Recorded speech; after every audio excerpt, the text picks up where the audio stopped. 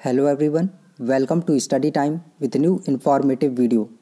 UPPSC से RO ARO 2021 की जो वैकेंसी आई है, हम यहाँ पर उसका प्रारंभिक प्लस मुख्य परीक्षा का कंप्लीट सिलेबस देखने वाले हैं एवं इसका पैटर्न कैसा होता है, नेगेटिव मार्किंग, ये सारी चीज़ें हम यहाँ पर जानने वाले हैं। और जो फाइनल सिलेक्शन है वो कैसे होता है, सारी चीज़ें यहाँ पर देखने वाले हैं। तो चलिए शुरू करते हैं। लेकिन इसके पहले अगर आप इस चैनल पर नए हैं तो चैनल को सब्सक्राइब ज़रूर कर लें, क्योंकि सरकारी नौकरी से संबंधित सभी अपडेट यहाँ पर समय समय पर मिलती रहती है। तो चलिए, तो ये देखिए, सबसे पहले बात करते हैं प्रारंभिक परीक्षा की। जो प्री है आपका, प्री जो होता है वो 200 नंबर का होता है आपका, और इसमें 140 जो है जीएस के प्रश्न होते हैं और 60 हिंदी के प्रश्न होंगे। तो कुल मिलाकर 200 की आपकी प्री परीक्षा होगी। और निगेटिव मार्किंग इसमें रहती है, 1/3 की आपकी निगेटिव मार्किंग होगी दोनों में, जीएस में भी मतलब सामान्य अध्ययन के पेपर में भी और हिंदी में भी, दोनों में। और बात करें कि सामान्य अध्ययन में आपसे क्या पूछा जाएगा, तो सामान्य विज्ञान है ना, भारत का इतिहास, भारतीय राष्ट्रीय आंदोलन, भारतीय राजतंत्र, अर्थव्यवस्था एवं संस्कृति, भारतीय कृषि, वाणिज्य एवं व्यापार, जनसंख्या, पर्यावरण एवं नगरीकरण, विश्व भूगोल तथा भारत का भूगोल और प्राकृतिक संसाधन, अधुनातन राष्ट्रीय तथा अंतर्राष्ट्रीय महत्वपूर्ण घटनाक्रम, सामान्य बौद्धिक क्षमता, उत्तर प्रदेश की शिक्षा, संस्कृति, कृषि, उद्योग, व्यापार एवं रहन सहन और सामाजिक प्रार्थनाओं के संबंध में विशिष्ट जानकारी, मतलब कि यूपी जीके, यूपी करंट, ये सारी चीज़ें पूछी जाती हैं। तो पहला जो पेपर होगा सामान्य अध्ययन का वो 140 नंबर का होगा, ठीक है। इसमें 140 प्रश्न होंगे और 140 नंबर का होगा। दूसरा हिंदी का होगा और हिंदी में 6 टॉपिक आपसे पूछे जाते हैं और सभी टॉपिक से आपको 10-10 प्रश्न मिलेंगे और कुल 60 प्रश्न मिलेंगे 60 नंबर के।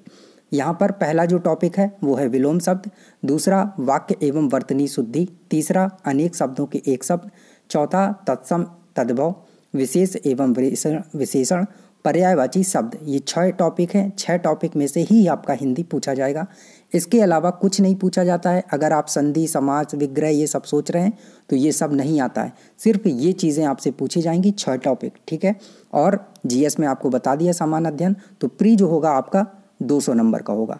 अब इसमें जितनी कट ऑफ जाएगी तो 13 गुना बच्चे चुने जाएंगे और वो मेंस के लिए क्वालिफाई करेंगे। निगेटिव मार्किंग इसमें होती है क्योंकि ये ऑप्शनल है, तो 1/3 की ये निगेटिव मार्किंग आपकी होती है, ठीक है। ऑब्जेक्टिव टाइप ये आपका पेपर होता है, तो निगेटिव मार्किंग जो है 1/3 की होगी।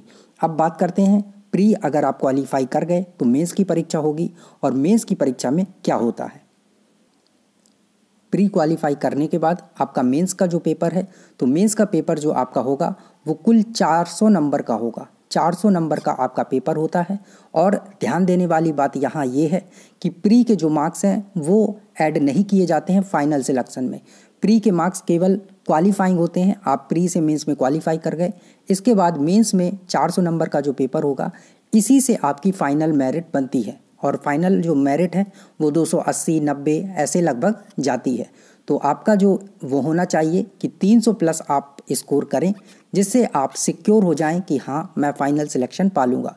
इसमें इंटरव्यू वगैरह कुछ नहीं होता है, टाइपिंग होती है, लेकिन उसके कोई ऐसे नंबर मार्क्स वगैरह नहीं होते हैं। टाइपिंग सिर्फ एआरओ के लिए होती है, आरओ के लिए कोई टाइपिंग नहीं होती है, ठीक है। ये देखिए आरओ एआरओ 2021 का जो मेंस का सिलेबस है, क्या पैटर्न रहता है, कैसे क्वेश्चन पूछे जाते हैं, वो यहाँ पर आपको बताने वाले हैं। और क्या इसमें नेगेटिव मार्किंग होती है या नहीं होती है मेंस में, वो भी देख लीजिए। तो पहला चीज़ है सामान्य अध्ययन। तो सामान्य अध्ययन के आपसे 120 क्वेश्चन पूछे जाएंगे, 2 घंटे का आपको समय मिलेगा। अब ये जो है ऑब्जेक्टिव टाइप है, ठीक है, याद रखिएगा। जो सामान्य अध्ययन आपके 120 क्वेश्चन आएंगे वो ऑब्जेक्टिव टाइप रहेंगे। और जब ऑब्जेक्टिव टाइप है तो इसमें निगेटिव मार्किंग होगी, और निगेटिव मार्किंग 1/3 ही होगी।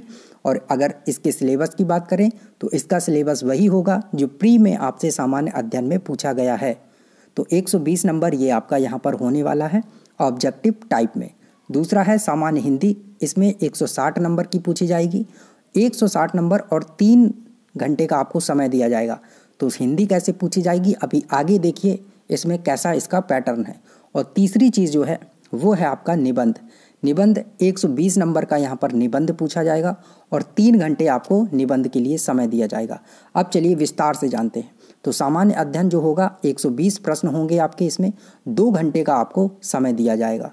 120 प्रश्न, 120 अंक, 2 घंटे का आपको समय। नेगेटिव मार्किंग 1/3, क्योंकि ऑब्जेक्टिव टाइप है तो नेगेटिव मार्किंग होगी। दूसरा है सामान्य हिंदी, 160 अंक की होगी, 3 घंटे का समय मिलेगा, लेकिन ये 2 भागों में विभाजित होगी, 2 खंडों में विभाजित होगी।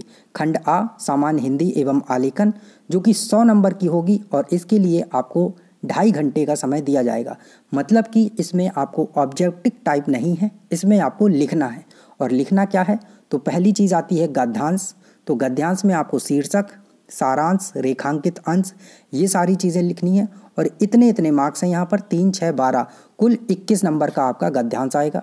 दूसरा होगा सरकारी पत्र का सारणी रूप, ये 15 नंबर का लिखना होगा आपको। पत्राचार आएगा 24 अंक का।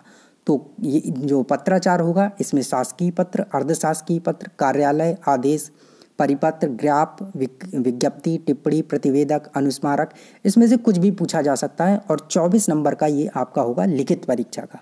और आपसे चौथे नंबर पर पारिभाषिक शब्दावली पूछी जाएगी। प्रशासनिक प्लस जो वाणिज्यिक है उसमें से कन्वर्ट करना होगा आपको। इसमें अंग्रेजी से हिंदी में कन्वर्ट करने के लिए 10 आएंगे। क्या आएगा ये कन्वर्ट करने के लिए? यही पारिभाषिक शब्दावली, जो प्रशासनिक और वाणिज्यिक शब्दावली है, ये आपको इसमें जो मीनिंग है ना, उसको हिंदी से इंग्लिश, इंग्लिश से हिंदी में कन्वर्ट करना होगा। और हिंदी से इंग्लिश 5-5 क्वेश्चन आएंगे इसमें, 5-5 मतलब आएंगे और 10-10 नंबर की दोनों होंगी। 5वें नंबर पर मुहावरे तथा लोकोक्तियाँ, 5 ये भी आएंगे और 10 नंबर के ये होंगे। कंप्यूटर ज्ञान से आपसे 5 क्वेश्चन भी पूछे जा सकते हैं, 2 क्वेश्चन भी पूछे जा सकते हैं।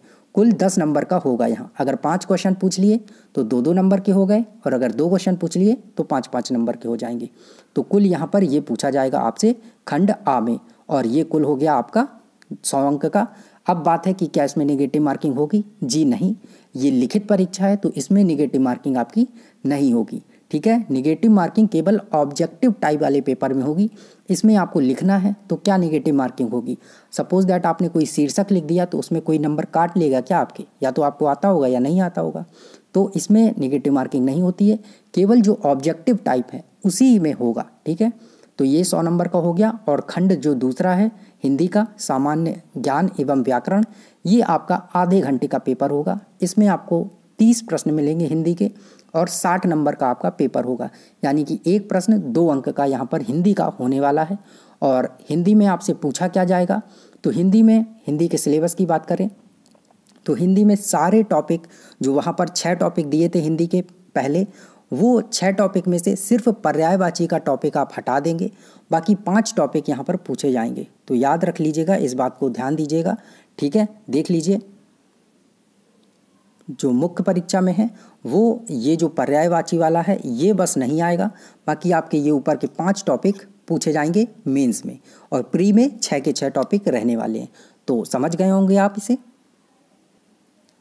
आगे देखिए, आगे जो आपका निबंध है, निबंध 120 अंक का होगा, 3 घंटे का आपको इसमें समय मिलेगा।